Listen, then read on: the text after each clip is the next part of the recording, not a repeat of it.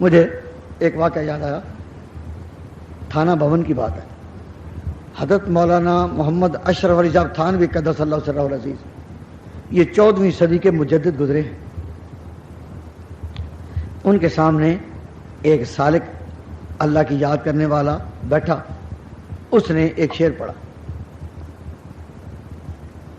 کسی کا اور کہا اللہ کے حضور میں، اگر بخشے زہے قسمت، اگر بخشے زہے قسمت، جو نہ بخشے رضا اس کی، اگر مالک بخش دے تو میری قسمت، اور جو نہ بخشے تو مالک ہے۔ اگر بخشے زہے قسمت، جو نہ بخشے رضا اس کی، سر تسلیم خم ہے جو مزاج یار میں آئے۔ ہم بندے جو ہوئے تو جو چاہے کرے، اگر بخشے زہے قسمت، جو نہ بخشے رضا اس کی، سر تسلیم خم ہے جو مزاج یار میں آئے۔ تو تھانوی رحمۃ اللہ علیہ نے سن کر کہا کہ یہ شعر جس صوفی کا ہے، معلوم ہوتا ہے وہ کچا ہے، ابھی تک وہ خدا کی محبت میں پکا ہوا نہیں۔ ویسے تو اللہ ہی جانتا ہے، لیکن شعر بولتا ہے، شعر کے الفاظ بولتے ہیں کہ ابھی وہ کچا ہے، پکا نہیں۔ تو خدام نے عرض کیا حضرت تھانوی رحمۃ اللہ علیہ سے کہ حضرت اس نے کیا کچے کی بات کہی، پکا ہوتا تو کیا کہتا؟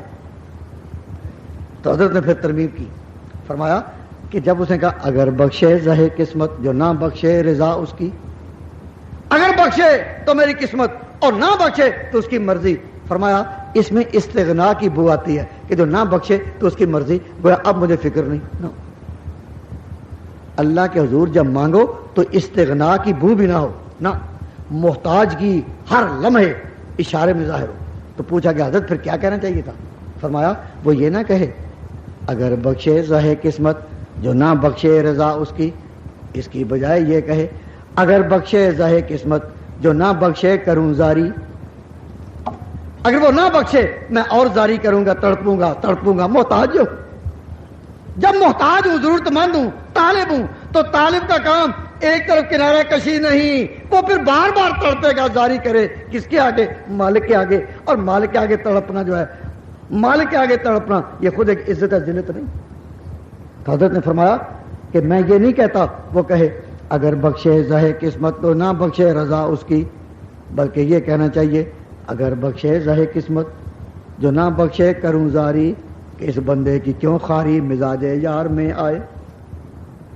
تو اللہ سے ایک ایسا تعلق ہونا چاہیے کہ جس میں ہر وقت ہم اس کے محتاج ہیں، ہر وقت۔